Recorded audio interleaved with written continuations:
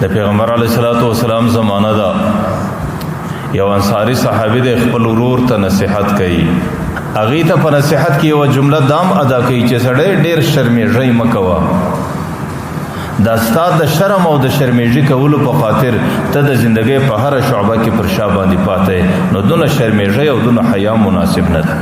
پیغمبر علیه الصلاۃ والسلام دستی هغه نصیحت کوونکی ورور ته وایي ورته سړی دا خبره مور ته کوه چې ته ډېره حیا مه کوه ځکه الحیاء شعبة من الایمان.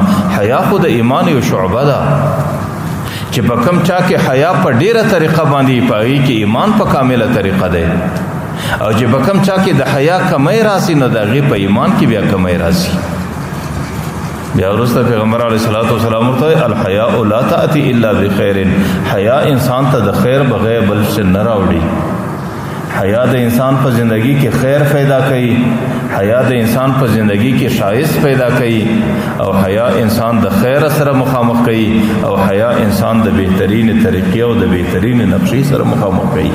حیا د خیر راوړونکې شی ده او حیا د جنت تللو بهترین لار او بهترین طریقه ده چې په کوم سړي کې حیا وي هغې د جنت پر لار باندې برابر دی او چې کوم سړي زندگی د حیا څخه لرې سوله هغې د جنت د لارې څخه ځان لرې کړي. پیغمبر علیه الصلاۃ والسلام حدیث دی الحیاء من الایمان والایمان فی الجنه. حیا چې په کوم چا کې الله تعالی یې شي پای کې الله تعالی ایمان یې شي دی او کوم چاته چې الله تعالی ایمان ور نصیب کړي دی د هغې زندگی به الله تعالی په جنت کې ګرځوي. والبزاء من الجفاء والجفاء فی النار.